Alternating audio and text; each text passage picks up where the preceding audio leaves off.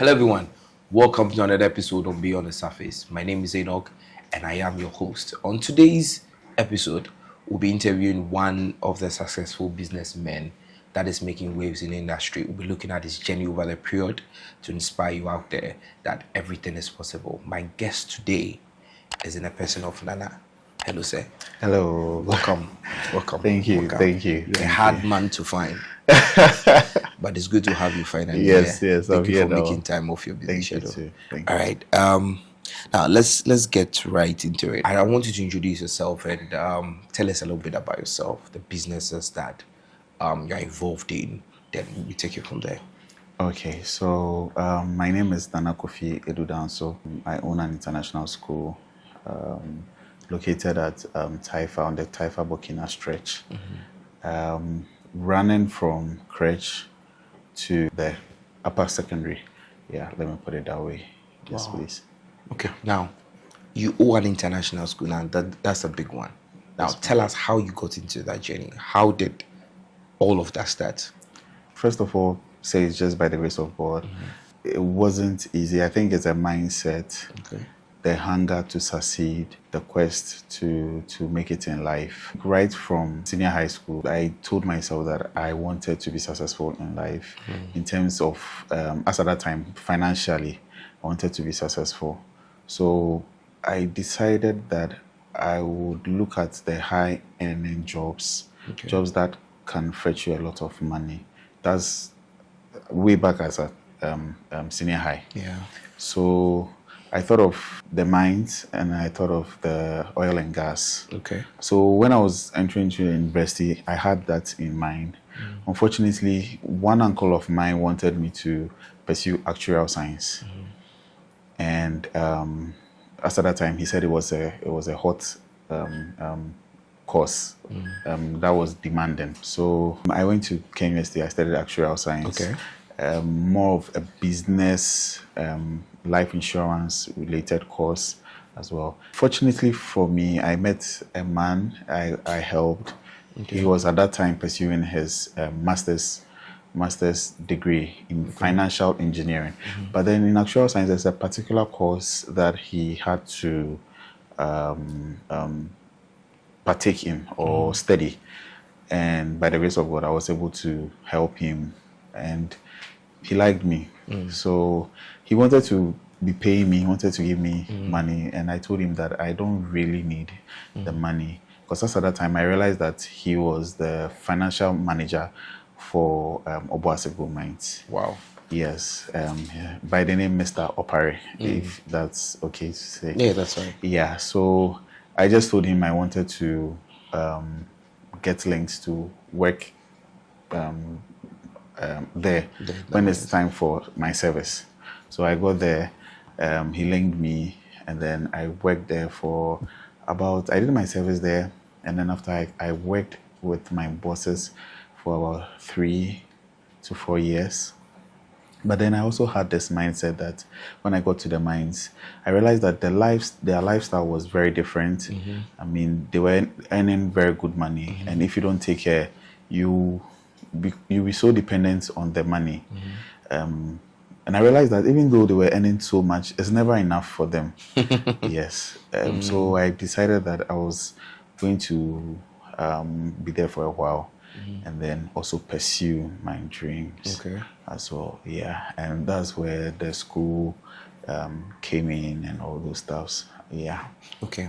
Yeah. So you finished your national service. He got you linked into there. Yeah. You worked there for a couple of years. Yes, please. Now, at what point did the school start, and how was it funded? Was it the money you were getting working at the Obuasi mines? Take us through how the school started. Okay, so it wasn't easy because I was earning a good amount of money as at that time, and then like I said, I was definitely saving, and then as at that time too, I had the lady I was dating, who happens to now be my wife as well, also kept motivating and pushing me. I mean, bringing ideas. Yeah, we can do this, we can do that, and then kept challenging me. You know, because there was even at a point in time, I wanted to slow down on it. Okay. Because I mean, the money that was coming from the mines, I mean, they Was take so much. yes, they take good care of you.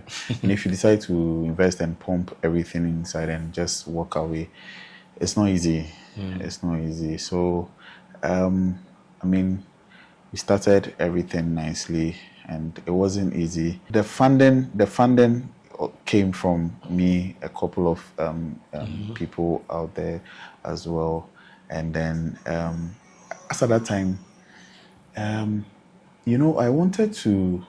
nearly gave up. But then there was the government was the government was offering a helping hand for new entrepreneurs. Okay. So I don't know if you remember, there was something called NEIP, Yeah. National Entrepreneurs Initiative Program. Yeah. I think when Nanado came in, and so I decided, okay, I'll try my luck with that, and if I'm able to get funding, I'll keep on. I'll pursue. Other than that, I'll go back to the mines. That was my goal. So, by the grace of God, pitching came in and all those stuffs, and I was able to get some funds to help. I mean, it wasn't so much, but I mean, it helped. It helped. It helped, yes. So at this point, were you doing the mines and running the school at the same time, No, or you had left the yes. mines? So where did he start? Did he start in Obuasi, or where did the school start? Or he started here? It started here in Accra. And where it currently Yes, is? please. And Yes, what please. was the size like when you started? So I mean, you wake up, you go to work. There's no one there. You are seated. Yeah. And you are just there.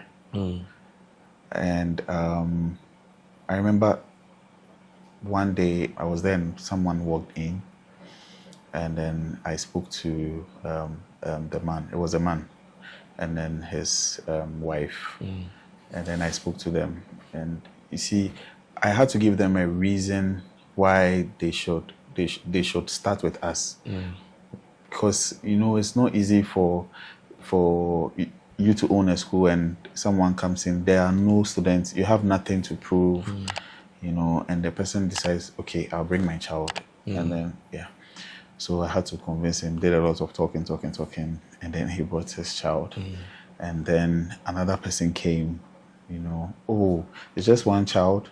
And and I had to talk, and I don't know, I think by the grace of God, as at that time I was I would say I could convince people, or I could market my products very well, and so it moved to 2, then 4, and I realized that because it kept growing exponentially. So I think from 4 we went straight to about 8, then 12, then we saw 20, then 35, then there was so much pressure. Then we knew that we had arrived. Yes, we were getting there. Let me say that. We were getting there. So, and at that point, how was your staff strength like? Were you the same headmaster and teacher, or how was your staff strength like? Okay, so initially, I mean, it was one staff, and then even with that, sometimes Ghanaians are working attitude towards work, it's not really good. So you have a staff, and if you don't take care, the staff might come late, might want to leave. So you see me carrying baby at my back because you're waiting for the worker to come, and you can't complain too much because you're not having so much money to pay. And the person feels that they are doing you a favor. So I think initially it was one worker as well, and then it grew. But I had support from family as well. Okay. We did so well. So well. Yeah. Do you think your professional background during Accra Science in school affected how you manage the school and how you built the school? Yeah, I think so. because I had a fair or a good amount of knowledge with finances. As at that time, I would say I was managing the finances, and I remember, what people are not saying is that school is a very good business. I don't know why people are not saying it. And if you can look around, you realize that now there are a lot of schools. Yeah. It's a very good business, but you need a lot of discipline when it comes to the money aspect. Because if you don't take care, all of a sudden you start seeing the income rushing in. And at a point, I was surprised. But then, because of my financial background, I understood that I had to reinvest all the money back. It was so bad to the extent that I think 2019, COVID-19, 2020, that was when they had to shut down schools and churches. And as at that time, I had, when I was doing that, I wasn't really paying myself as well. So I had invested everything. And then when COVID-19 came, I was virtually left with nothing, as in cash stacked here. No. I was. You had reinvested everything Yes. So back into. if today you come, tomorrow you come, you see something new, you will be surprised. You will see as a parent that the school is growing. You will see that these guys are doing something, different. Yes, please. When during that, Ken, what was the time that you faced one of the biggest challenges in your life where you realized that Chaladiwe, I'm not doing again? Where you felt like, no, I need to go back? Because clearly you're making so much money.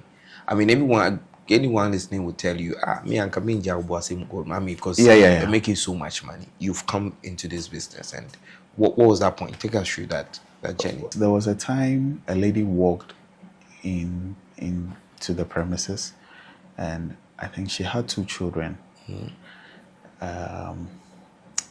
And she saw that the premises was fairly new. There were no tiles. And then she made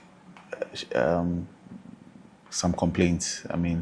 I don't mind if you complain or raise some concerns, but the way she raised it, I was sad about it. And I told her that she shouldn't. She was asking that, why don't you have this? Why don't you as a school? And I told her that, mommy, don't worry. There's a new school, and so when finances are coming in or revenue comes in, that's what we use to build the school. What this young lady told me was that, hey, so you are waiting for my money before you build your school. Then you are not serious. I don't think you are serious. That's what she told me. Yes. I felt very sad because when I look at the finances that we had pushed in to get to that stage, that she just tried rubbishing everything that had we had built. It wasn't a nice or a pleasant comment to make. No. So I wanted to just forsake everything and then maybe go back and then maybe do a different thing. But as at that time, thanks be to God, NEIP too was there. So I'll be going for the training. They train you. I'll be going to the training, and then later there's a big pitch. So I pitched. As at that time, I pitched for 100,000 Ghana cedis. But they didn't give me 100,000 Ghana cedis. But I think the training was very, very good as well. Yes, training was very, very good as well. And we had some money. Wow. And then I invested everything. So the whole goal was to, and I keep telling my team that, this is just by the way, I want to see that at the end of my days, maybe 60, 70 years, I want to sit back and know that we've been able to impact in the lives of little ones. Amazing. Yes, we've been able to bring up students or people that can change the nation. So it's not so much about the money, but even though the money helps, Yeah, it's very important. yeah, I need quality staff and people who to help with the school. So how long has the school been in existence? By the grace of God, about 7 years. 7 years. Yes, getting to 8. Was a strength like now number of people you have, some number of staff? Okay, How's your strength so students, we have about 300 students. Wow. Within a space of 7 years. From 0 to Yes, from 0. And then the school started in 2018. Okay. September. Okay. Yes. And then for our staff, we have about close to 67. Close to 67 staff. Yes. Wow. It's not easy, but That's a large. yeah. So because of how we want to run the school, we deal with small class sizes, and at least 2 teachers. Yes. So I'm looking at about 15 students in a class, and you need a school nurse. You need, I mean, it's not easy, but by the grace of God. Now, yeah. from just 0, you had 1 student. Now you have 300. What would you say? I just want 3. What do you say are the 3 most important strategies you used that got you from that 1 student to a point where you now have like 300 students, 67 staff? Okay, Share that with so us. 3 things. Yeah.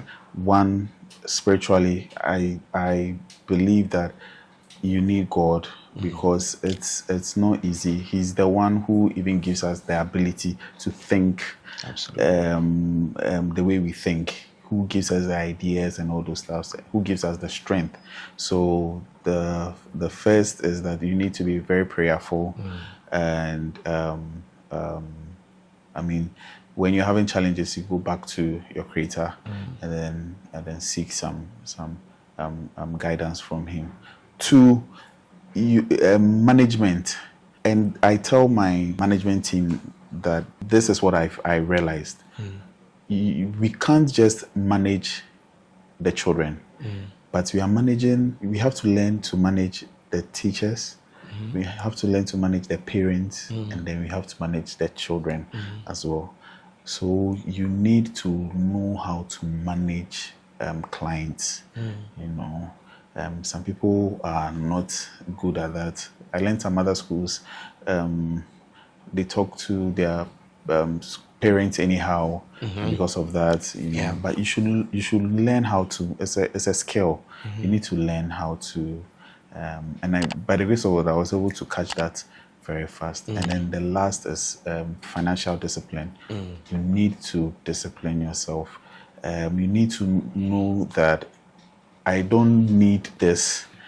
Maybe you think the money is coming in, so you can know. You need to discipline yourself. You need to believe in your business and want to invest in the business, because. And I also tell my team this as well, that once it's an investment in the business, we shouldn't be worried, because we know that by the grace of God, it will definitely yield a return. Yes. What makes your school very competitive on the market? What makes your school different from other schools? Okay, so in a nutshell, our goal is that if you are a student or if you're a child, once you walk into the premises of Western Montessori School, that's the name of the school, by the way, Western Montessori School, that child should have the ability, or that child should have experienced the best offer a school can give in terms of childcare, in terms of education, quality education, you know, and especially in terms of exposure, you know. So from the gate, from the security down to the cleaners, the teachers, I mean, we arrange them on a daily basis, and then we make sure that they're able to catch the vision. Yes. So once you're a child and then you enter Western Montessori, we make sure that you have the best experience any top international school can offer. We might not be there now, but I mean, once you come in, you would see that these guys are getting somewhere. These guys are, and so because there's also this ideology that if maybe I want to be like you, I talk like you, I dress like you, I wear glasses like you, 9 out of 10, I might become like you. You see, so if I don't become you 10/10, 9 out of 10, I might become. So you have to know who your competitors are, and then the people you aspire to be. So we respect other schools that are in the community doing other things, helping with the upbringing of the children, but we also look elsewhere. The other schools that, I mean, we have to be humble to learn from. Yes, please. Do you have any person you look up to in this industry? Yes. This interview would be successful without mentioning his name. He's the CEO or the director for International Community School. He's called Mr. Yeboah. He's so humble, so humble. Even if you reach out to him, he'll pick up himself. He'll talk to you. Wow. I don't know if you've heard of ICS, International Community. Yes. These guys are paying over $6,000, and yes, though when you see him, he's just an ordinary man, and he's so humble, so humble. I mean, he started in Kumasi, and then now they are in Accra, and according to him, I think they are building another branch in Accra as well. They're doing so well, so well, so well. Wow. And he inspires me so much. His story, I think they started the school from their house. Yeah. And then, by the grace of God, through financial discipline and then certain things that he was able to put in place. Fantastic. Now they are doing so well. They are doing so well. I mean, one of the top schools in Ghana. Wow. Yeah, you're looking at GIS, ICS, Morgan International School, top schools. What I want you to throw light on this. How do you sort your student over the period? Is there more of reference? Because the other students will come, you realize that once they come, they are groomed properly. So the parents go, oh, school way is good, you can take it. What strategy have you used in getting this 300? Okay, so you have to understand that recommendation is very powerful. So if you're a parent and then another parent recommended the school to you, most likely 9 out of 10, once again, you would definitely get the person bringing. Some of them, when they come, they are not interested in you introducing the school to them. They've seen what the other students are doing, so they just want to enroll. And those who normally do the walk-in, those people you'd have to pitch. You would have to let them understand your goal, your vision for the children, and the kind of care you give. You have to show them the facility, So those people, you don't joke with them, because when they come and then you're able to touch the lives of their children and it's visible for them to see, it's very easy for them to recommend you to. And then once, they recommend to other parents, they will just be coming. Yeah. So initially is the pitch and the marketing of the school. Yeah. But once the person comes in, you have to deliver. One thing I tell my staff is, we are a team. So if maybe grade 1, a teacher in grade 1 is doing well, and then a teacher in grade 2 is not doing well, or grade 3 is not doing well, and the parent realizes that, oh, this teacher is not doing well, and the parent decides to take the word out of the school, you ask and someone might ask the person, oh, why did you take your child? The parents won't say that, oh, it's this particular teacher in this school that is not doing well. Say the school. They will say, oh, school no money school no money Yeah. you know, or maybe that particular teacher is a bit careless when it comes to handling of the children's stuff, and so maybe has been losing some of the things, or doesn't put some of the things in the bag, and so the child loses it. The parents say, oh, school, obey, you know, and so, and that would be the perception Out there.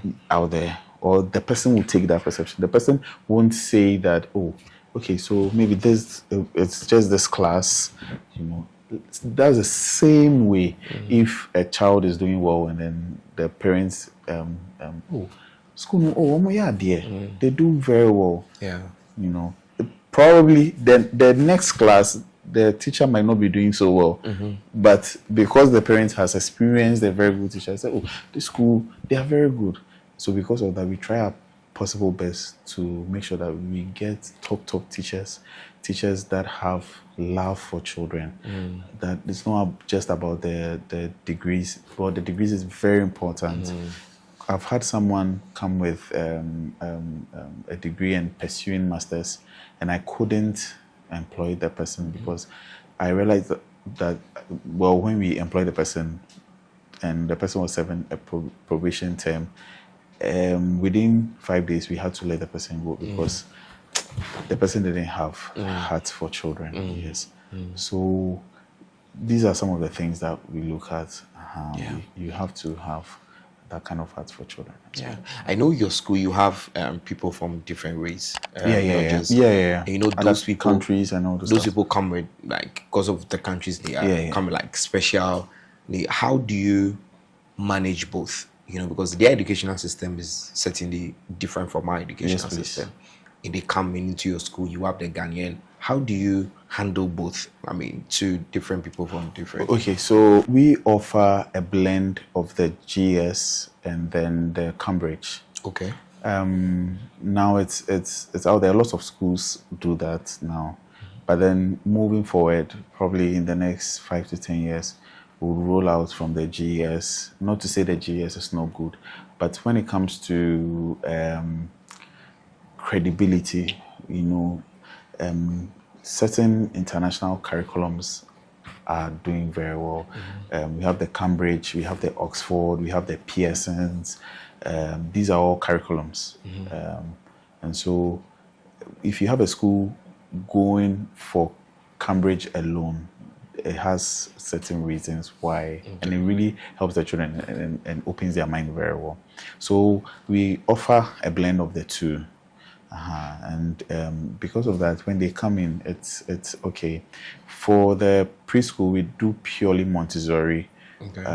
Montessori can't be done after preschool. So lower primary, go in, you can't do the Montessori. But from crèche to KG, that's where we do the Montessori. So because we are doing the both, yes, we are able to blend and we accommodate them. Now, talking about the curriculum, there's an argument that Ghana RGS curriculum is such that it doesn't not even just in the GHS, even in SHS, the curriculum is such that when you are done, it doesn't develop us properly for the market. It's like it's not robust enough. You know, you manage a school, you have seen the other curriculums that you use. What is your view on that? So sadly, it's true, but by the grace of God, or thanks be to God, I think now the GS is actually even inculcating certain syllabus from the international curriculums, and it's helping. But initially, it wasn't good. I mean, I met my wife in the university, and when I met her, she went to a full Cambridge school. You could tell the difference. Her articulation, the chairman na dream be na dream be papa. And wow, GS. You could tell it wasn't about, not to talk about maybe where she's coming from, but I mean, when you are talking to her, you will see that no, she's relating to you on a different level. If she was to be in this interview, you would even marvel. Trust me, yes, yes, she, and I realized that it's not just her, but even her friends and some international students or some friends who went to international schools. I don't know, but it really helps the children, and that's one of the reasons why we've decided to solely move to the Cambridge, you know, as time goes on, because it will really help the children. You become a critical thinker. I'm telling you, when she's a critical thinker, you know, some of the things. It helps. Let me just tell you, yeah, it helps. You keep talking about your wife, and let's touch a little bit on that. I get the sense that she's had a lot of influence in all of this. Yes. She's played significant share. Great. Can you share that with us? Yes. You know, they always say behind every successful man is a woman. She's a great woman. She's been my backbone. You know, I ran the school with her. Okay. And I mean, she's been an amazing. She's more than a mother to the children. Sometimes, because I'm also trying to sort other businesses, you know, the COVID-19 taught me that, I mean, if you are dependent on only one business, maybe so I try and then get my hands on other businesses. She manages the place very well, and then she's doing a great job. Especially because she's been through the international system. I've made her in charge of that. She's the one running that side as in the educational system for the children. Yes, and I think she went to Faith Montessori, and so because of that, we have good standings with them. We talk to them for guidance and all those stuff. Yes. Nice. How do you manage running the school, running a business? You are a father, you are a husband. How do you manage all of this? Chairman, the truth is it's so easy. One has to naturally take it one day at a time. I strongly believe that it has to be one day at a time. You should be focused wherever you are. You should be present there. So I wake up very early, and then I go for my joggings now, and then I head towards work. When I'm home, I mean, I'm fully home. You know, sometimes it's not easy. You definitely carry job issues, especially, you know, with school. 99% of the time, there's always an issue. Yeah. So sometimes we talk about it at home. You know, we discuss about it, but we make sure that, I mean, we try and enjoy our moments. Yes. That's nice. Yes. I saw a list for a student that was getting admission in an international school, and some of the things in there, like, very crazy. If I don't ask this, I'm not sure my audience will be okay. happy. Some of the things you put in the stuff, you know, in the things they are supposed to pay, the school fees, and all of that. What really influenced that decision? How do you decide? Okay, we are paying this. What is it all about? So, for other schools, I can't honestly tell what influences, but I think, you know, running of a school involves a lot of money. Yes. But for we at Western Montessori, I mean, you just pay your tuition, you pay your books, and you pay your lunch. You are not paying exams fee. You are not paying how do you call it? You know, cleaning fee, Dettol, internet fee. No, ICT. You are not paying. No. It's like those schools, they want to milk your money. I don't.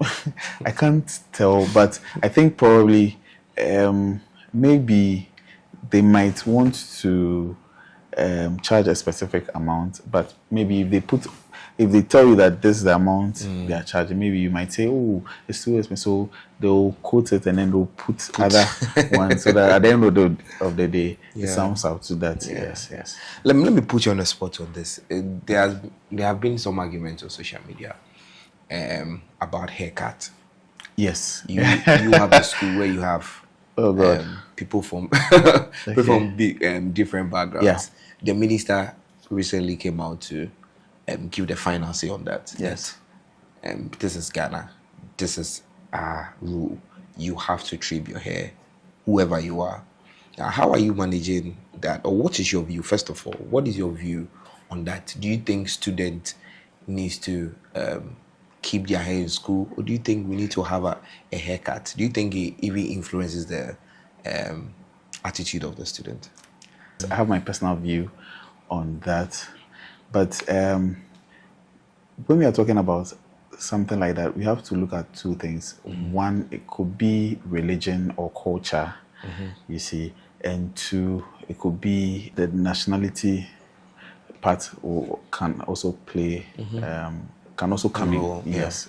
So, for example, there was this instance where a Rastafarian, yes. It's a religion as well. There's that Rastafarian. Yeah. So when it happens that way, it's dicey. It's dicey. Other people to traditional culture, where they come from, they are not supposed to trim their hair. Maybe the male. You never know. So now government has come in, and government is also saying, but I think you have to, weigh the options.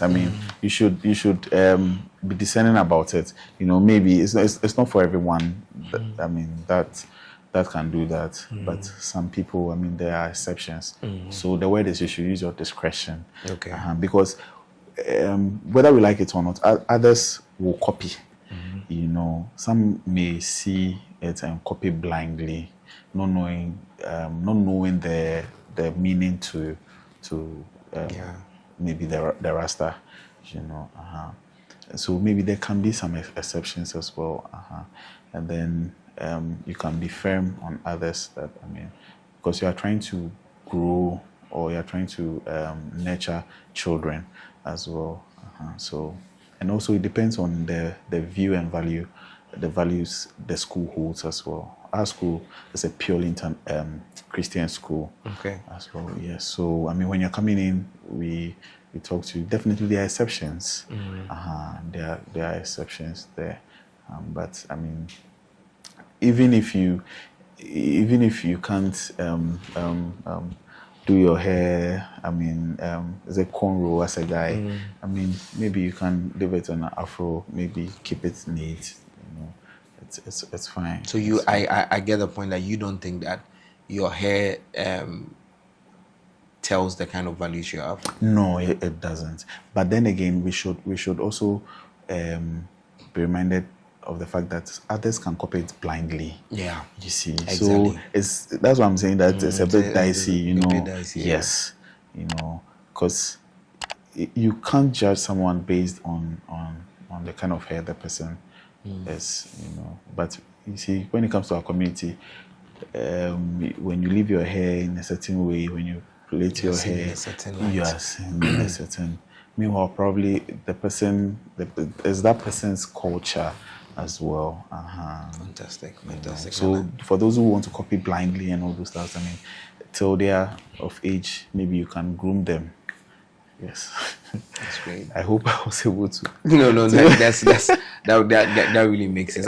People, that is most of the views people are saying that this you should have your discretion, because I saw a very funny comment from someone saying that if you think when you trim your hair, it shows that you are disciplined, then I think that those who don't have any hair, or those who have sakura in their hair, should be more disciplined. And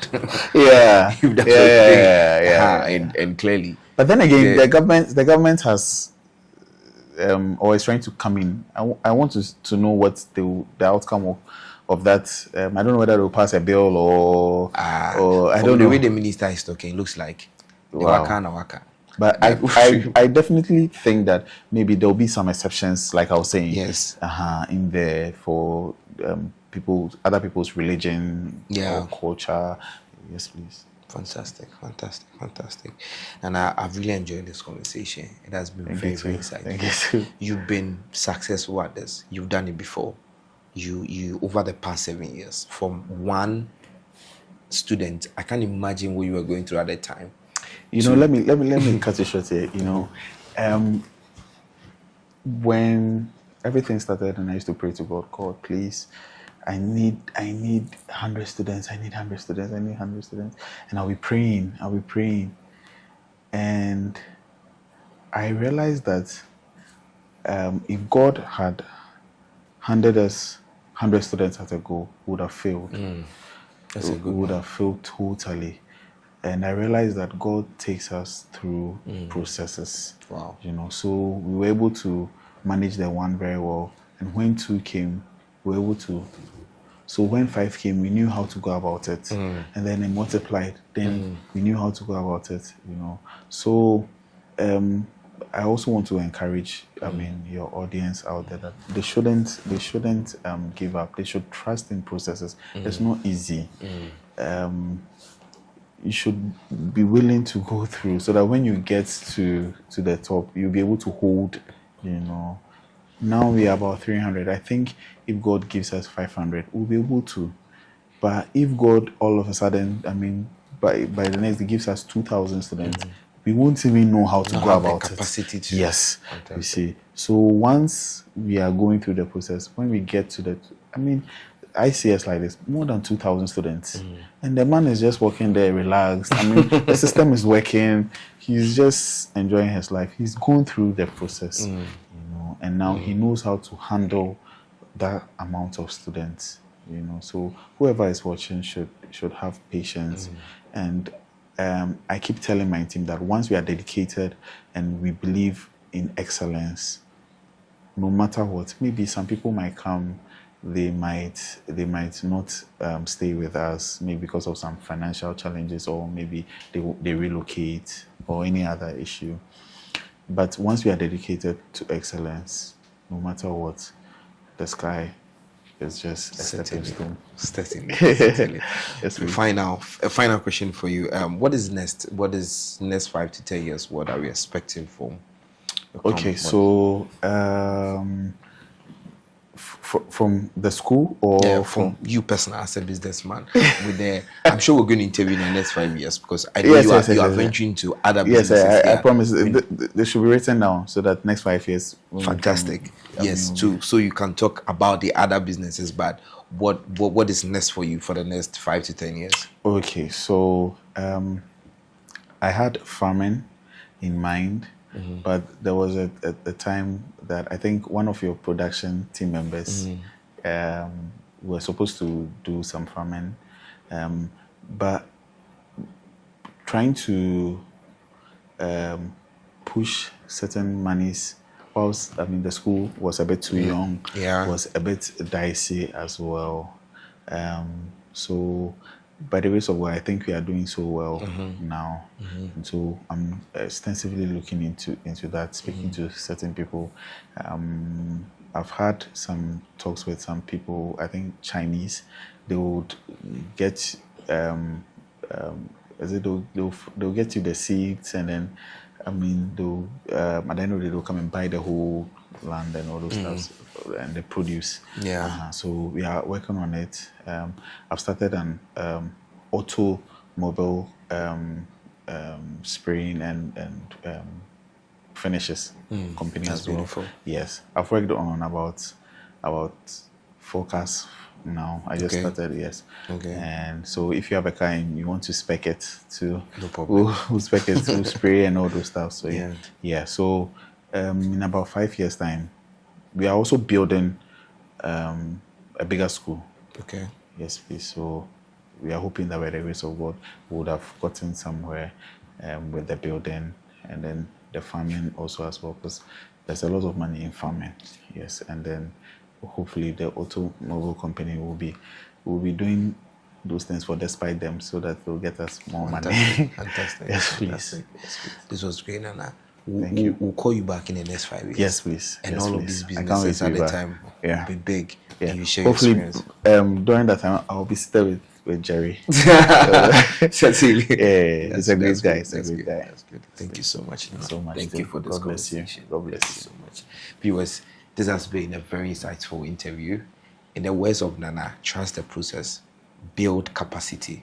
It is possible. Everyone can do it. If he's been able to do it, you can do it. This is Beyond the Surface, and I am your host.